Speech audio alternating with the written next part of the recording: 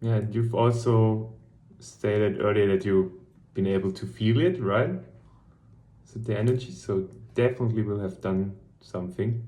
At the beginning, I felt it really strong. At the beginning it was off the chart, so I wasn't able to speak.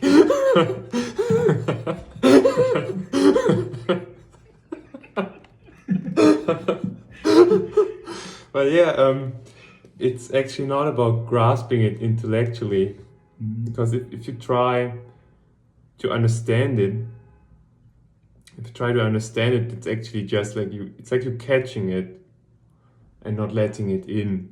But if you just are open and as attentive as you can, then it can sink deeper.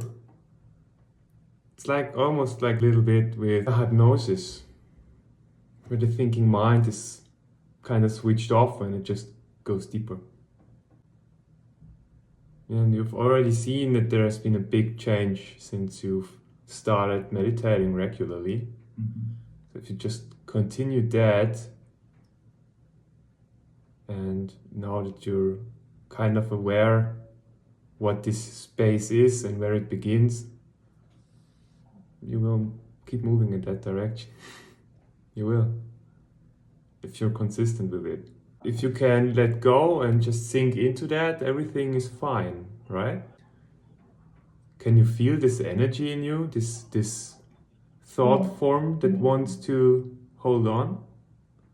If you're in the space of let go, so very relaxed, and then thought comes in, and you follow that thought, like if it's important to you, then it leads you into contraction. Yeah, that's a pretty good observation. It's like basically procrastinating, making yourself feel busy, but just in your head. It's a good approach, what you're doing, to find something physical you can put your attention to, like away from the mind. You're talking to a lot of people, right?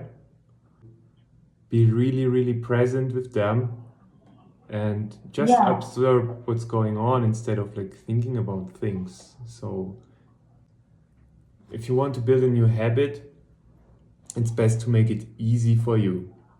Basically, you want to condition yourself, right? So it has to do with the dopamine system. And if you say, okay, I only win if I do 60 minutes of meditation, then it's like, wow, this huge pile of time and effort, and it's very hard to get the reward. But if you can just say, okay, I just do 5 minutes. And even if that's too much, you just have to sit down for a minute and overcome that resistance. And then you get to say, hey, well done, good job. Then you it's easier to start. And once you've overcome yourself to sit, then there's anyway a big chance that you will be there for like 10 minutes, 20 minutes. You can also do something that's called like habit chaining, which means you just find a habit that you already have. It can just be brushing your teeth. And then you just do it immediately afterwards. So you can basically just add it to the habit that you already have. For me, those two things combined worked pretty well.